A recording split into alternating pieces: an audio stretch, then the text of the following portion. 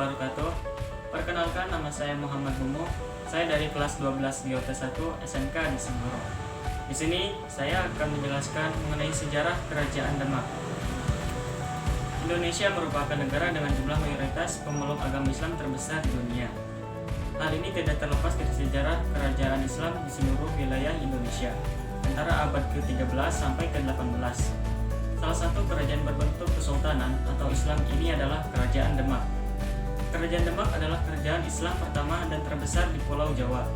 Jika sebelumnya kerajaan di Nusantara berpedoman kepada agama Hindu, maka berbeda halnya dengan Demak yang melakukan penyebaran agama Islam di Nusantara. Proses berdirinya Kerajaan Demak yaitu ketika Kerajaan Majapahit runtuh dan kemudian di tahun 1481 Masehi berdirilah Kerajaan Demak yang dipimpin oleh Raden Patah. Dan dalam penyiaran serta perkembangan Islam di Jawa, Wali Songo memusatkan kegiatannya dengan menjadikan kota Demak sebagai sentral semua hal. Dalam sejarahnya, Kerajaan Demak didirikan oleh persekutuan pedagang Islam di pantai utara Jawa yang dipimpin oleh Raden Patah. Raden Patah merupakan seorang keturunan Raja Brawijaya kelima yang menikah dengan putri dari Vietnam, yaitu Champa. Berdirinya Kerajaan Demak ini tidak lepas dari jasa para Wali Songo. Hal ini lantaran Raden Patah sewaktu muda belajar ajaran Islam di bawah bimbingan Sunan Ampel. Sebelum berdirinya Kerajaan Demak, wilayah Demak merupakan bagian dari Majapahit, di mana Raden Patah ditugaskan sebagai Adipati Bintoro di Demak. Pengaruh Kerajaan Majapahit pada akhir abad ke-15 berada di ambang keruntuhan. Pada tahun 1500 dengan dukungan para Wali Songo, Bintoro menyerang Majapahit dan mengalahkannya. Setelah Majapahit dikalahkan, Raden Patah memindahkan pusat pemerintahan ke Bintoro yang ditandai dengan peristiwa pemindahan pusaka Majapahit ke Bintoro. Peristiwa simbolis itu bahwa Bintoro lah sebagai pewaris Majapahit dan sekaligus menandai lahirnya Kesultanan Demak, di mana Raden Patah menjadi sultan pertama dengan gelar Sultan Alam Akbar Al-Fatah. Selanjutnya, raja-raja yang pernah berkuasa di Kerajaan Demak. Pertama ada Raden Patah. Raden Patah sebagai pendiri Kerajaan Demak. Kekuasaan Raden Patah dimulai pada tahun 1500 sampai 1518 Masehi. Raden Patah menjadi raja pertama dan membuat kerajaan ini berkembang dengan begitu pesat. Hal ini merupakan wujud nyata dari dukungan Wali Songo yang menyebarkan ajaran Islam di tanah Jawa. Wilayah Kerajaan Demak kala itu diperluas hingga meliputi wilayah Pati, Rembang, Jepara, Semarang, Selat Karimata, dan beberapa daerah di wilayah Kalimantan. Raden Patah wafat pada tahun 1518 Masehi dan pemerintahan kemudian dipimpin oleh putranya yaitu Patiunus. Kedua, Raja Patiunus. Setelah Raden Patah wafat pada tahun 1518 Masehi, kekuasaannya akan Kerajaan Demak diturunkan pada putranya Patiunus. Patiunus sendiri dikenal sebagai panglima perang yang gagah berani dan telah diutus sang ayah untuk membebaskan Malaka yang berada dalam cengkraman Portugis kala itu. Dan kedatangan Portugis sendiri merupakan ancaman bagi Kerajaan Demak. Akibat aksinya yang gagah berani, Patiunus mendapat julukan sebagai Pangeran Sabrang Lor.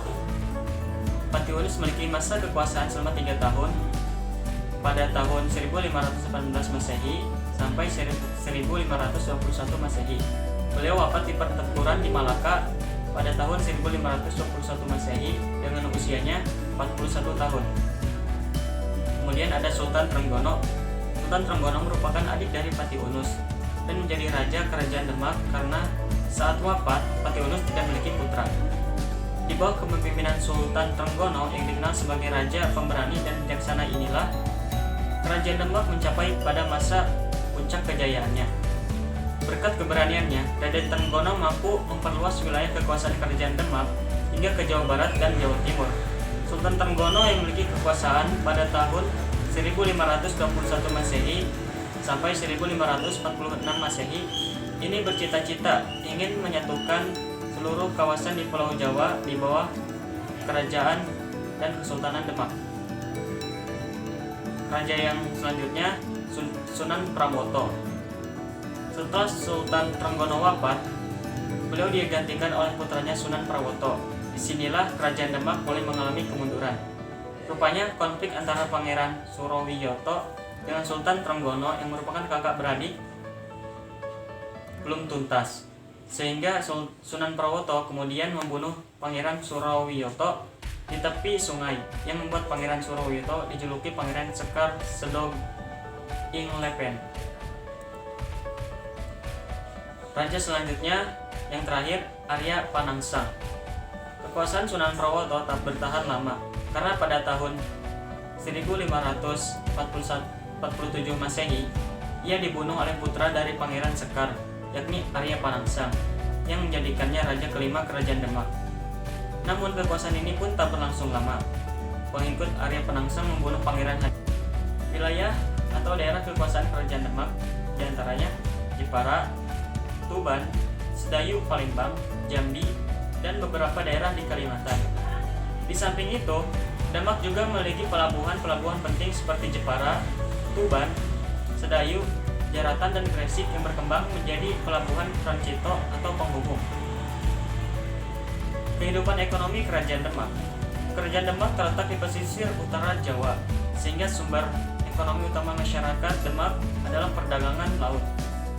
Tidak adanya kerajaan sahabat di Jawa juga menjadi faktor mengapa Demak sangat aktif berdagang di laut. Pada masa kejayaannya, Demak menguasai pelabuhan utama seperti Surabaya, Madura, Tuban, Semarang, Jepara, Cirebon, dan Sunda Kelapa. Selain itu, kadipaten-kadipaten di pedalaman seperti Madiun, Kediri, Malang, Pati, dan Panjang juga merupakan sumber utama pertanian dan peternakan sebagai komoditas dagang. Beras Jawa merupakan komoditas penting dalam perdagangan internasional di Nusantara. Masa keruntuhan Kerajaan Demak. Kekacauan di Kerajaan Demak mulai terjadi selepas wafatnya Sultan Trenggono. Sejumlah calon raja bertikai, diantaranya putra Sultan Trenggono, Sultan Prawoto, dan Arya Panangsang, putra Pangeran Sekar Ing Sedalepen. Sunan Prawoto membunuh adik dari Sultan Trenggono. Sementara itu, Arya Panangsang mendapatkan dukungan Sunan Kudus selaku gurunya untuk merebut takhta Demak. Dia juga mengirimkan Rangkut, anak buahnya, untuk membalas dendam atas kematian sang ayah. Ada dua versi cerita seputar pembunuhan Sunan Prawoto berdasarkan babat Tanah Jawi. Kesatu, dia dibunuh setelah mengakui kesalahannya pada Rangkut. Kedua, Rangkut sempat berkelahi dengan Sunan Prawoto setelah tak sengaja menikam istri sang Sunan. Berbeda jauh, Arya Panangsang juga menghabisi Adipati Jepara beserta istrinya. Ratu Kalinyamat dibantu Joko Tingkir atau Hadiwijaya beserta menantu Sultan Trenggono mengangkat senjata untuk melawan Arya Panangsang. Ketika Arya Panangsang berhasil dihabisi, kerajaan Demak pada akhirnya jatuh ke tangan Pajang pada tahun 1586 Masehi. Diri penguasa Jepara atau Kalinyamat, suami Ratu Kalinyamat. Berikut ada beberapa bukti peninggalan sejarah Kerajaan Demak. Pertama, ada Masjid Agung. Yang kedua, Mite Beledek atau Mite Petir. Yang ketiga, ada Sokoguru atau suku Tatal. Yang keempat, ada situs sekolah Mudu. Yang kelima, ada makam Sunan Kalijaga.